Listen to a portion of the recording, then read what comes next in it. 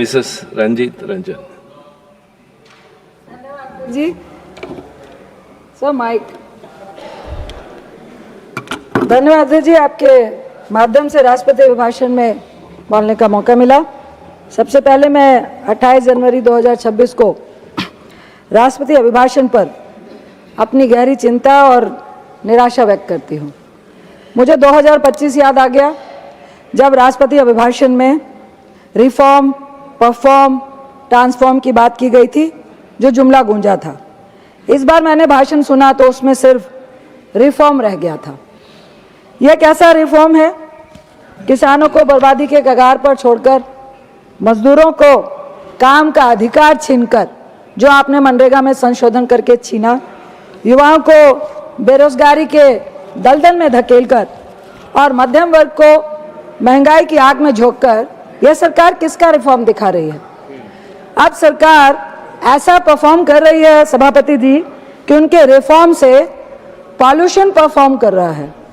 लगातार पेड़ों के कटने के कारण पहाड़ों में लैंडस्लाइड, बादल फटना, पिछले साल धराली, हर्षिल, कई जगहों पर पहाड़ों का धंसना, बाढ़ आना। अब तो पहाड़ और नदियां भी इस परफॉर्मेंस से सरकार को चेतावनी दे रही है कि ऐसा होना भी सरकार के गलत रिफॉर्म का नतीजा है। जैसे अरावली के लिए सुप्रीम कोर्ट को परफॉर्म करना पड़ा। बहुत सारे एग्जाम्पल हैं, जानवरों का खेतों में घुसना, पहाड़ों का लगातार धंसना, जहरीली हवा का बहना। सरकार के इस ट्रांसफॉर्म से अब प्रकृति भी अपना परफॉर्मेंस दिखा रही है। दुर्भाग्यवश इस सरकार का ध्यान इन वास्तविकताओं की ओर आकर्षित करना सभापति जी बहुत कठिन होता जा रहा है। अक्सर यह शुतुरमुर्ग तो जानते ही होंगे, शुतुरमुर्ग की तरह व्यवहार करती है यह सरकार। जैसे शुतुरमुर्ग सिर को रेत में दबा लेता है कि कुछ भी असुविधा है, मैं नहीं देख रहा हूं, सच्चाई को स्वीकार नहीं करता है, लगातार आत्म संतोष की मुद्रा में रहते हैं, उसी तरह शुतुरमुर्ग की तरह यह सरकार भी आत्म संतोष की मुद्रा में है। कोई भी चिंता जताई जाए उसे आसानी से नजरअंदाज कर दिया जाता है और आंकड़ों का चुनावी रूप से हवाला दिया जाता है, जिनमें से कई तो 2014 या उससे पहले के वर्ष की तुलना प्रस्तुत करते हैं। क्योंकि अभी भी मैं सुन रही थी, कोई भी 11 साल का अपना रिकॉर्ड नहीं बता रहा है, ताकि यह दावा किया जा सके कि देश में जो भी प्रगति हुई है वो इन 11 सालों में हुई है। यह तरीका राजनीतिक उद्देश्यों को तो पूरा कर सकता है सभापति जी, लेकिन यह भारत के लोगों के हित में नहीं है। माननीय महोदय, मैं छात्राओं और युवा की बात करना चाहती हूँ। अभी मिलिंद सोरस साहब भी बहुत बढ़ाई कर रहे थे सरकार की कि युवाओं के साथ बहुत बढ़िया कर रहा है, क्योंकि राष्ट्र अपने युवा वर्ग के साथ कैसा व्यवहार करता है वो उसके भविष्य को गंभीरता से लेने का मापदंड तय करता है। भारत दुनिया की सबसे बड़ी युवा आबादी भारत में है। आज का युवा जागरूक है, महत्वाकांक्षी है, लेकिन पिछली पीढ़ियों से कहीं अधिक चिंतित भी है। वह देश के लिए मेहनत करना चाहता है, पर शिक्षा की बढ़ती लागत, घटता सरकारी निवेश, अनिश्चित करियर और सीमित अवसर उसकी राह में रोड़े बन रहे हैं, जिसका ब्लेम आप सरकार को दे सकते हैं। प्रवेश परीक्षाओं में बार बार स्थगित होना, पेपर लीक होना, भर्तियों में वर्षों की देरी से जो युवाओं की योग्यता है सभापति जी नौकरशाही में उलझ कर रह गई है। दूसरी ओर 25 करोड़ छात्रों वाली स्कूली शिक्षा प्रणाली हमारे देश में है, मानते हैं, लेकिन आपने 11 साल में क्या अचीव किया? अभी भी तो 11 और 12वीं में पहुंचते पहुंचते जो हमारा नामांकन जो रेशियो है आज भी 58.4% है, और जो सकल उच्च शिक्षा, हमारे HRD मिनिस्टर साहब भी बैठे हैं, जो नामांकन अनुपात है लगभग 30% ही है। ये कौन से विकसित भारत की बात है? मुझे खेद है कि राष्ट्रपति अभिभाषण में UGC विनियम 2023 के क्रियान्वयन से उत्पन्न असमानताओं तथा विदेशी एवं भारतीय उच्च शिक्षण संस्थाओं के बीच जो बहुत महत्वपूर्ण है। नियामकों, समानताओं और संस्थागत न्याय सुनिश्चित करने की आवश्यकता का कोई भी उल्लेख राष्ट्रपति अभिभाषण में नहीं था। मुझे खेद है कि राष्ट्रपति अभिभाषण में रोजगार आज देश के सबसे गंभीर मुद्दों में से एक है। दुनिया की सबसे युवा आबादी वाले हमारे देश में एक होने के नाते भारत सिर्फ दिखावे वाले रोजगार वादों पर नहीं चल सकता जो यह सरकार कर रही है। नौकरी की कमी, अंडर एम्प्लॉयमेंट और असुरक्षित अनौपचारिक काम जैसे गिग वर्कर, प्लेटफॉर्म मजदूर और पीएसयूज के आउटसोर्स कर्मचारी को आप नजरअंदाज कर रहे हैं। रोजगार को गलत तरीके से फिर से परिभाषित किया जाता है। यह बहुत महत्वपूर्ण है सभापति जी। यहाँ सिर्फ जीवित रहने वाली गतिविधियों को ही सफलता दिखाया जा रहा है जो देश को गुमराह कर रहा है। नए श्रम कानून जिन्हें सरलीकरण के नाम पर बनाया गया, कर्मचारी सुरक्षा कमजोर हुई, हायर एंड फायर आसान किया गया कि मिनट में हायर किया, मिनट में उसको नौकरी से निकाल दिया। सामूहिक संघर्ष की शक्ति घटाई, गिग और प्लेटफॉर्म वर्करों को सामाजिक सुरक्षा से वंचित रखा और बड़े पैमाने पर अनुबंध रोजगार को आप वैध बनाने का काम कर रहे हैं। मतलब व्यापार की सुविधा को श्रमिक की गरिमा पर आपने प्राथमिकता दी हुई है। स्किलिंग और रोजगार में गहरा असंतुलन है। प्रमुख स्किलिंग रोजगार के तहत केवल आप इतनी बात करते हैं, लेकिन प्रतिशत कितना है? युवाओं का प्रतिशत ओनली 15% है। कौशल प्रशिक्षण केवल कितना है? ओनली 5% युवाओं तक ही कौशल प्रशिक्षण पहुंचता है। मुझे खेद है कि अभिभाषण में हिमालय के पर्वतीय एवं तराई क्षेत्रों में हो रहे अत्यधिक निर्माण तथा अरावली पहाड़ियों में खनन गतिविधियों का कोई भी उल्लेख अभिभाषण में नहीं हुआ, जिनके कारण मानव निर्मित आपदाएं, पर्यावरणीय एवं पारिस्थितिक क्षरण हुआ है। साथ ही इन संवेदनशील क्षेत्रों में संरक्षण तथा उनकी वहन क्षमता, जो बार बार कहा गया कि पहाड़ों को उनकी कैरिंग कैपेसिटी के अकॉर्डिंग लाने का सरकार का कोई प्लान होना चाहिए, वो कोई भी राष्ट्रपति अभिभाषण में उसका कोई जिक्र नहीं था। कोई भी तत्काल जो सुनिश्चित सम्मान को सुनिश्चित करे, जो एक प्लान लेकर आए, उसका कोई उल्लेख नहीं किया गया। हिल और तराई क्षेत्रों में अनियंत्रित निर्माण लगातार चल रहा है।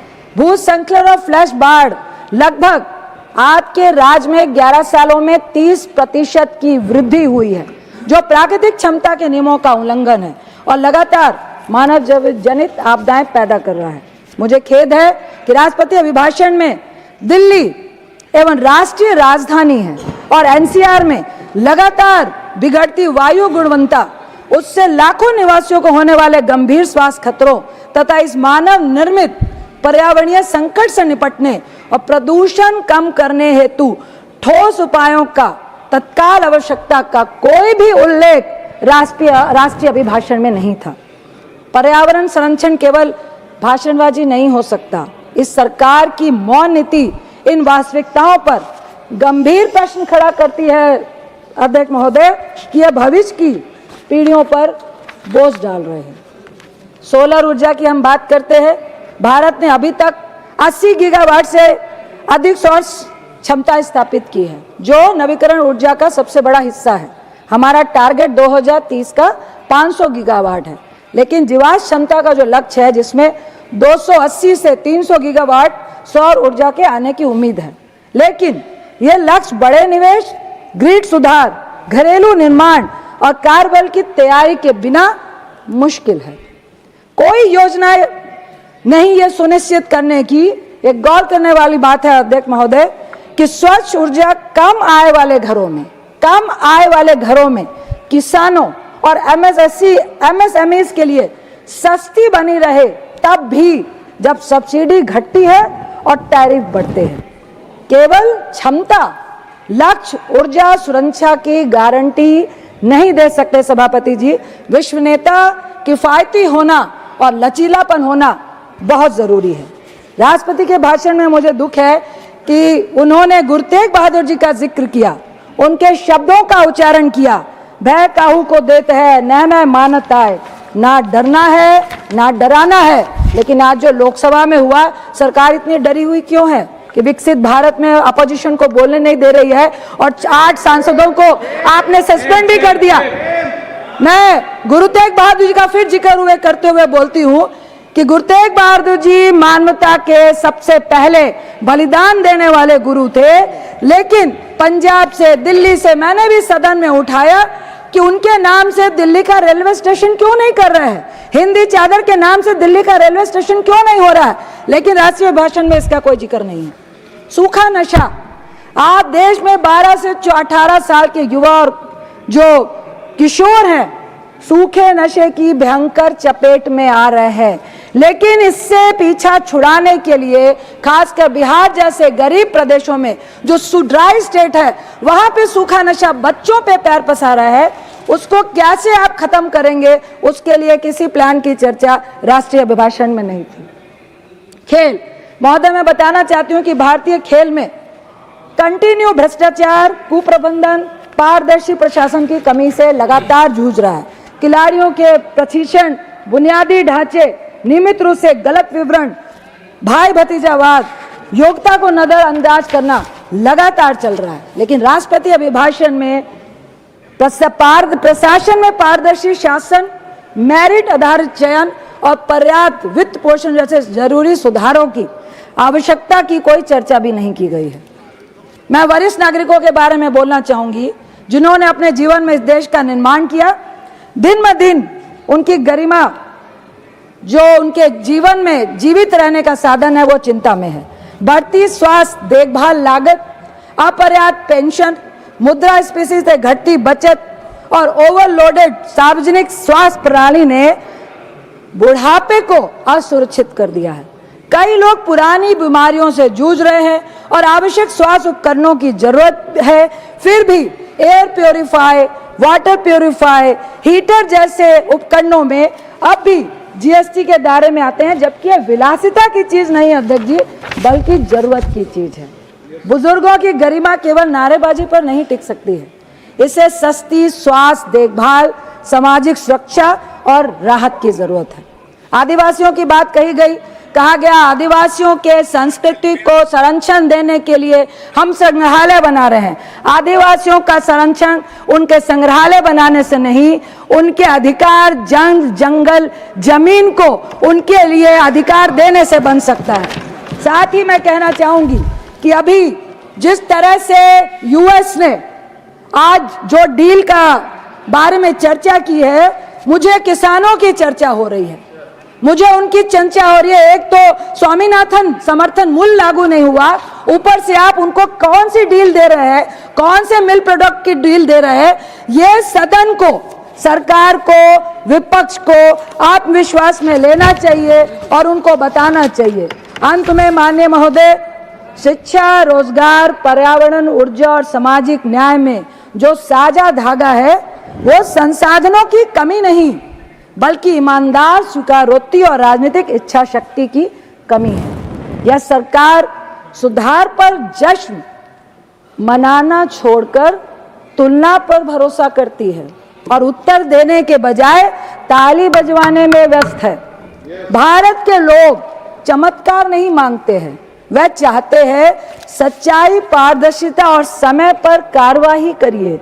उन्हें एक ऐसी सरकार चाहिए जो वास्तविकताओं का सामना करे, उनसे भागे नहीं, विपक्ष से भागे नहीं, विपक्ष के प्रश्नों से भागे नहीं, डरे नहीं। हम सब एक होकर देश को मजबूत करने के लिए यहाँ पर हैं।